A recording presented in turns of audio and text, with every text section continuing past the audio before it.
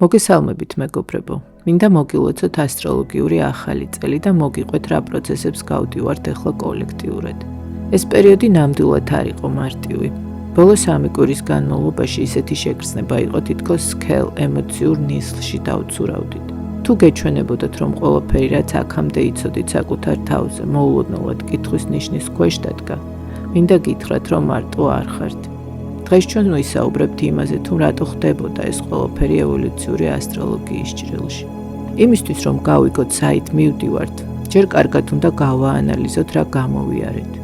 მოდით დავბრუნდეთ 26 თებერვალს, როცა მერკური ჩვენი გონების, კომუნიკაციის და ახმის პლანეტამ რეტროგრადული სვლა დაიწყო თევზების ნიშანში.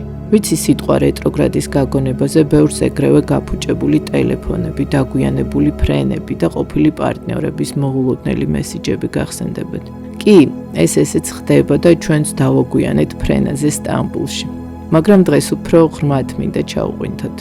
თევზები ზოდიაქოს ბოლო ნიშანია. წარმოიდგინეთ ის როგორც უზარმაზარი უკიდეგანო ოკეანე, სადაც ყველა მდინარე ჩაედინება. ეს არის ადგილი, სადაც სრულდება ციკლები, სადაც ჩვენი ეგო იშლება და უერთდება კოლექტიურ არაცნობიერს. როდესაც მერკური, ლოგიკის პლანეტა, ამ ოკეანეში რეტროგრადულად მოძრაობს, ლოგიკა ითიშება. ამიტომაც იყო ეს პერიოდი ასეთი დამაბნეველი. სამყარომ პაუზის ხილაკს იმიტომ კი არ დააჭირა, რომ ჩვენი გეგმები ჩაეშალა, არამედ იმიტომ, რომ სხვა გზა აღარ დაგვიტოვა გარდა საკუთარ თავში ჩაღრმავებისა. ჩვენი სული გადიოდა ერთგვარ ფსიქოლოგიურ რევიზიას. ამ პერიოდში შეიძლება წამოვიდა ძველი შიშები, უცნაური სიზმრები. ეს იყო ძველი ილუზიების და მიჯაჭვულობებისგან განთავისუფლების პროცესი. მოდი დავფიქრდეთ ერთი წამით. რა მოატივტივა ამ რეტროგრადმა ჩვენს ცხოვრებაში? რა ემოციები იყო ყველაზე მძაფრი? რეალურად ეს რეტროგრადის პროცესი ემოციური ინტელექტის და ინტუიციის გაღვივების პროცესი იყო. ის გვასწავლიდა მოსმენას არა ყურებით, არამედ გულით. ზუსტად 20 მარტს მზემ გადაკვეთა ვერძის ნიშნის ნულოვანი გრადუსი. ეს არის გაზაფხულის ბუნიობა და ოფიციალური ასტროლოგიური ახალი წელი.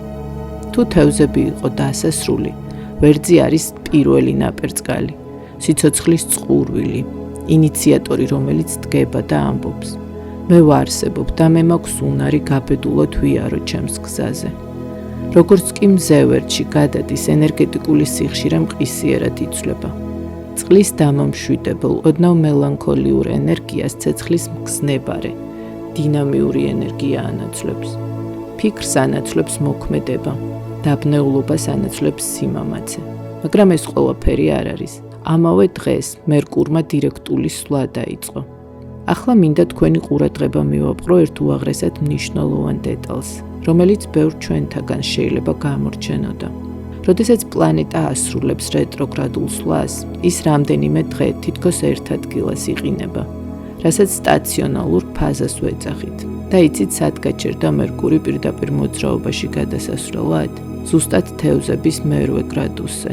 და გამოიცანით კიდევ რა იმყოფება ამავე მომენტში ზუსტად იგივე გრადუსზე. თვარის ჩრდილოეთ კვანძი. ჩრდილოეთ კვანძი არის ფიქტიური წერტილი, რომელიც მიუთითებს ჩვენი სულის ევოლუციურ მიმართულებაზე, ჩვენს კარმულ დანიშნულებაზე ამ ცხოვრებაში. ის არის კომპასი, რომელიც გვაჩვენებს, საით უნდა გავიზარდოთ. როდესაც მერკური, ინფორმაციისა და ინტელექტის პლანეტა პირდაპირ აკავშირებს თავის ენერგიას ბედისწერის ამ წერტილთან, ეს ნიშნავს ერთ რამეს. ის ინფორმაცია, რომელსაც ამ პერიოდში მივიღებთ, ის იდეები, რომლებიც თავში მოგვივა და ის გადაწყვეტილებები, რომლებსაც ახლა ვფიქრობთ, არ არის შემთხვევითი. ისინი საბედის წეროა. ჩვენ ახლა ვდგავთ ნაბიჯს იმ თაიმლაინზე, ანუ დროის იმ ხაზზე, სადაც ყოველთვის უნდა ყოფილიყავით. თუ ბოლო დღეებში რაღაც უცაბედი გაელვება გქონდათ, ან ვინმესთან საუბარმა რაღაც ჩართო თქვენში, დაუჯერეთ ამას, ეს თქვენი სულის ხმაა. მოდით ეს ყველაფერი პრაქტიკულად განვიხილოთ. ამ ენერგიების ფონზე ჩვენს ცხოვრებაში იხსნება 3 ძირითადი კვანძი, ანუ ჩიხი, სადაც აქამდე გაჭედილები ვიყავით. მინდა ყურადღებით მომისმინოთ და იპოვოთ საკუთარი თავი რომელიმე მათგანში. პირველი ჩიხი, ეს არის ურთიერთობები და ჩვენი საზღვრები. თევზების ენერგია ხშირად გვაგდებს ეგრეთ წოდებულ მსხვერპლი გადამრჩენელის როლში. გაიხსენეთ ის დინამიკა თქვენს ცხოვრებაში, სადაც მუდმივად ერგებით სხვა ადამიანს, სადაც უდიდეს ენერგიას ხარჯავს სიმშვიდის შესანარჩუნებლად. რეტროგრადმა ეს მდგომარეობა გაუსაძლისი გახადა.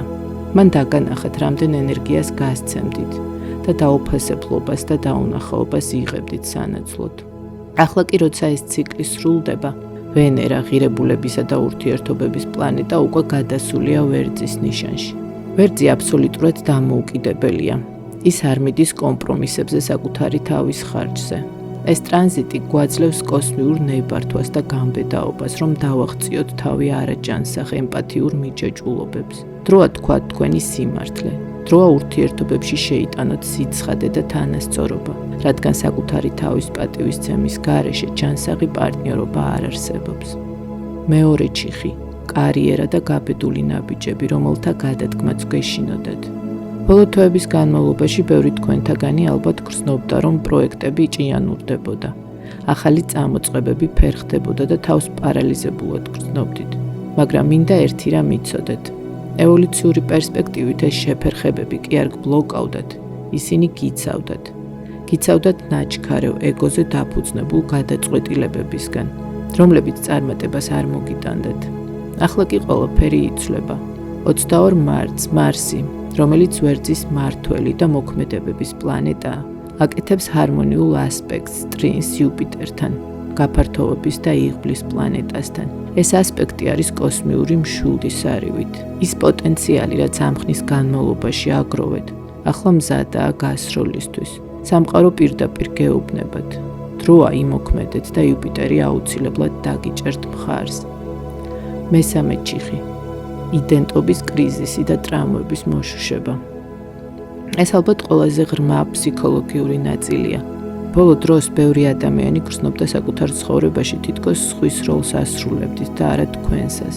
ბუნიობის დღეს შავი მთვარე ლილიტი მშვილდოსან შექმნის დაძაბულ ასპექტს კვადრატურას ქირონთან, რომელიც ვერტში იმყოფება.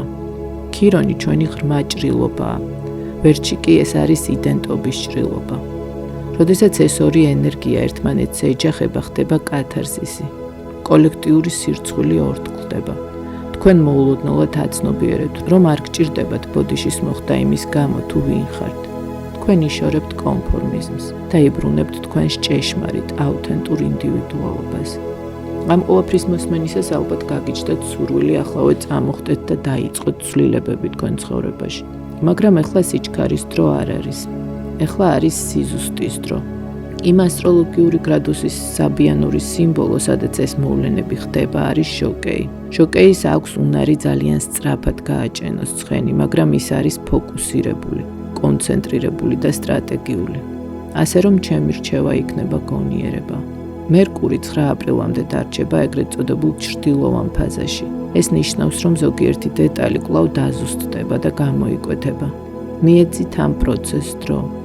25 მარტს, როდესაც მზე ვერძის ნიშანში შეუერთდება სატურნს, სტრუქტურისა და დისციპლინის პლანეტას. გამოიყენეთ ეს დღე იმისთვის, რომ დაამიწოთ მთელი ეს ახალი ენერგია. დაწერეთ გეგმა, აიღეთ ვალდებულება საკუთარი თავის წინაშე და გადააქციეთ თქვენი ინსპირაცია რეალურ ხელშესახებ სტრუქტურად. ეს დღეები არ არის უბრალოდ მორიგი ასტროლოგიური ფაზის დასასრული. ეს არის დასაწყისი იმისა, ვინც ყოველთვის უნდა ყოფილიყავით. სულის განვითარება არასოდეს არის სწორხაზოვანი. ის სპირალურია და ახლა ჩვენ სპირალის სრულიად ახალ, უფრო მაღალ საფეხურზე ავდივართ. ძალიან დიდი მადლობა, რომ ეს დრო საკუთარ თავთან და ჩემთან იყავით. თუ ეს ეპიზოდი დაგეხმარათ რაღაცეების გააზრებაში, ძალიან გამიხარდება თუ თქვენს გამოცდილებას გამიზიარებთ. დააკვირდით თქვენს შეგრძნებებს ამ დღეებში. იზრუნეთ საკუთარ თავზე. იმოქმედეთ გაბედულად და არასოდეს დაივიწყოთ თქვენი სულის ძალა. დღეისათვის სულ ეს იყო. მომავალ შეხვედრამდე.